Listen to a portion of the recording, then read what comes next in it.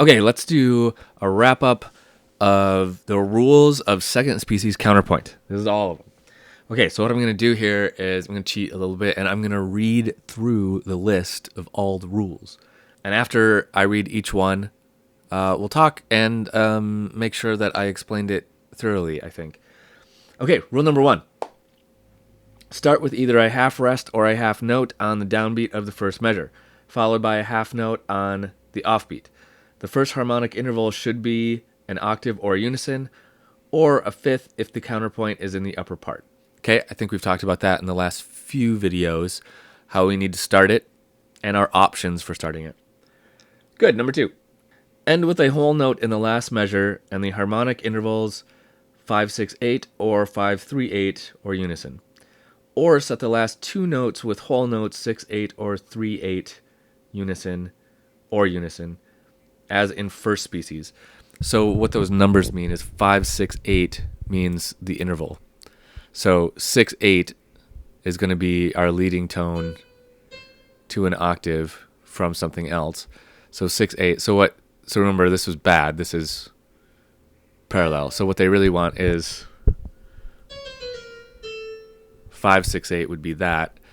So 5-6-8 is a good way to end. Other options, 5-3-8. So that would be, so if that's 5 and I want to make this a 3, D, F, and then we went down to C.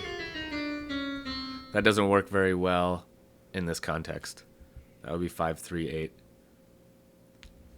But those are our options for ending.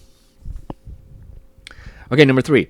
Other than the beginning and close, use whole notes throughout for the contus and half notes for the counterpoint.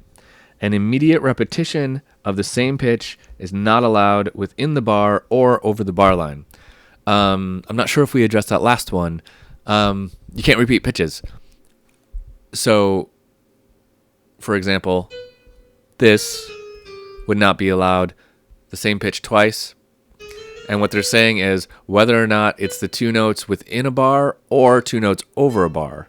So that would not be allowed either. You cannot repeat pitches back to back. Number 4, write consonant harmonic intervals on the beat. They also may appear on the offbeats, approached as consonant skips, steps, or leaps. Okay, I think we've talked about that one.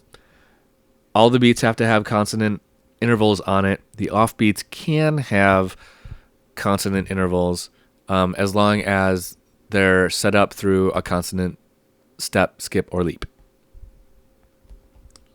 Number 5, include dissonant harmonic intervals 2, 4, 7, 9, and diminished fifth and augmented fourth, if resolved correctly, on the offbeats as passing or, more rarely, neighbor tones. Okay, I think we've covered that. We know what passing tones are. We know what neighbor tones are. We know how to get in and out of those intervals. Number 6, check from one downbeat to the next and from an offbeat to the next note for parallel fifths or octaves.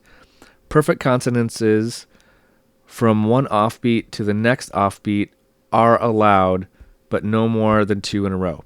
Okay, so that's what we just did in the previous video. So they're saying check one downbeat to the next. So here's a downbeat, here's another downbeat. Make sure you don't have parallel octaves or fifths between the 2 downbeats, like here. That's parallel fifth, right? Parallels from offbeat to offbeat, like what we had here, actually, 8 to 8. That is allowed, but no more than 2 in a row. So if this was an octave, that would be bad. Okay, number 7. Intervals on the downbeat are normally approached melodically by step, preferred, or skip. Avoid similar motion into an octave or a fifth over a bar line unless the upper voice moves by step.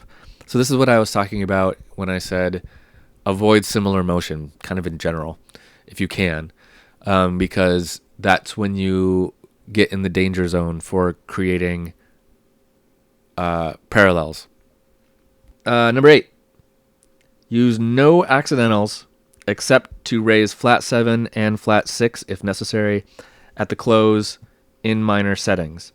So everything should stay in key, unless we're in a minor key, and at the end of it, you need to raise the 6 and 7 to get us that leading tone. Number 9, last one. Continue to follow the guidelines for first species counterpoint with respect to the overall motion between the parts, contrary, parallel, similar, and oblique, and principles of good melodic writing. So all the rules of first species counterpoint still apply. Great. So that's it for second species counterpoint, kinda. We're going to move on next to third species counterpoint, but just like first species counterpoint going into second, all the rules of first apply to second, and all the rules of second are going to apply in third, right? Now, if you're thinking the difference between first and second was that first species was one note for every note, second species was 2 notes for every note. Third species ought to be 3 notes for every note. You're wrong. It's a little different than that. So let's move on and let's get to third species counterpoint.